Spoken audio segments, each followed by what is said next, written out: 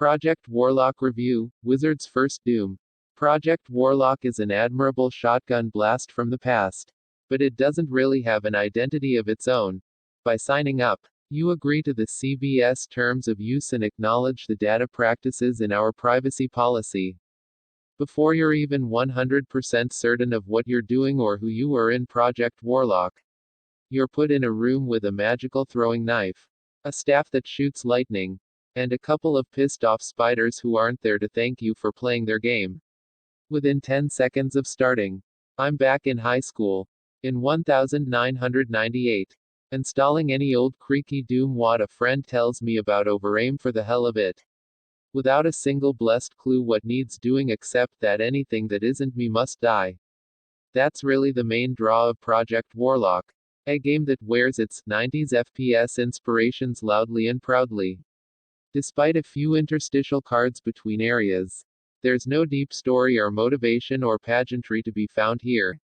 It's just you and your arsenal of magical and military weaponry versus the supernatural hordes. At any given moment, it's paying deep homage to Doom, Wolfenstein 3D, Heretic, Quake, Duke Nukem, the list goes on. The question, however, is what exactly does Project Warlock bring to the table that's unique? The answer is, ultimately, not a whole lot, but what it does, it certainly does well enough. The style clash between all the game's wild, anachronistic elements certainly counts for something. This is a game where you can take out lurching cyborgs with a crossbow, wield laser rifles against abominable snowmen, and kill Lovecraftian horror beasts with a submachine gun. That mix makes for a smirking, freewheeling sort of game where every problem has a brute force solution from somewhere in the annals of history or legend. If a shotgun can't fix all your problems in this game, a fiery magic spell probably will. And vice versa. There isn't necessarily a wrong approach for many of Project Warlock's challenges. As long as you know which button pulls the trigger and which one opens doors, you're generally fine. And no matter which weapon you wield, from magic staffs to double-barreled shotguns to sticks of dynamite, the vast majority of your arsenal packs an absolute wallop when it hits. The catch, of course, is that Project Warlock periodically does demand more of you than just killing everything in sight. And the game's dedication to not getting in your way with pesky exposition or rudimentary tutorials can work against it.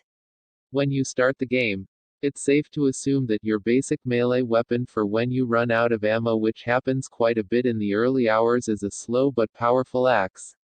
It's not until you take a look at the controls in the options menu that you realize each weapon has a magical alternative. Instead of the axe, you can switch to an enchanted dagger of some sort that can shank enemies that get too close, but it can also be thrown an infinite number of times, often doing more damage than the weak sauce capgun they give you and call a pistol. New weapons, spells, and power-ups just kind of spontaneously happen in this game for the most part. Those that don't just randomly drop out of enemies and barrels. You can get by spending perk points, currency gained every time you level up, but the XP needed to gain them is slow to accumulate. And it's not until you experiment with the various upgrades for your weaponry, stat boosts, and spells that you start to get a handle on how to do some real damage instead of chipping away at the more formidable foes. That can take some time. And it's a real problem that there's nothing in-game that tells you about any of it. That's fine in situations where failing miserably is expected. And failing has low stakes. On its normal difficulty, however, Project Warlock has a set number of extra lives to use, after which it's game over. And progress is completely wiped with no continues. Much of Project Warlock is fairly easy to navigate, with difficulty often ramping up in terms of sheer numbers of enemies rather than any one particular enemy type posing a threat.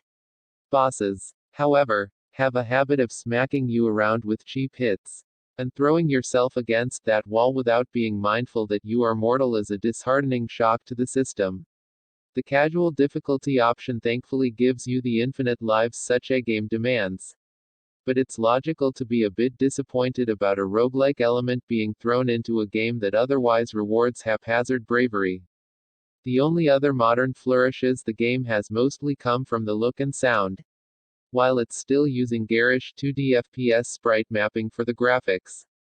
There's an impressive level of interactivity with the environments. From being able to break a castle's stained glass windows in an explosion to the light spell you can use to brighten a dark area at will. The art style isn't without its flaws. However, the way every object in range turns with you to remain flat is a bit dizzying after a while and is all the more pronounced given the big, bright Minecraft Y voxels used to build everything. In general, the way each stage is laid out starts to feel constrained and uninspired after a while. There isn't really a sense of verticality or an architectural logic to how these areas are designed. But again, in its own weird way, that, too, is a gentle reminder of what it was like to play FPS games in the 90s. The soundtrack, on the other hand, is actually the best part of the game, melding old-school synth riffs on thrash, speed, and prog metal with dark, modern EDM beats. It sounds like a Hotline Miami game that takes place in hell. And in the later hours, hearing what kind of tune we get next became a primary motivator for me. When I look back on 90s FPS games, there are things unique to each series that immediately come to mind. It's easy to remember Doom's Martian landscape desecrated with satanic symbols and the distant snarls beckoning me closer. I remember feeling like an all-powerful wizard in Hexen, burning orcs and sorcerers alive with the fire I conjured from my hands. I remember the instantly iconic Nailgun in Quake, and 9-inch nails telling me in the background that everything around me is about to learn a harsh lesson. But there isn't really anything particularly memorable about Project Warlock that's separable from its inspirations.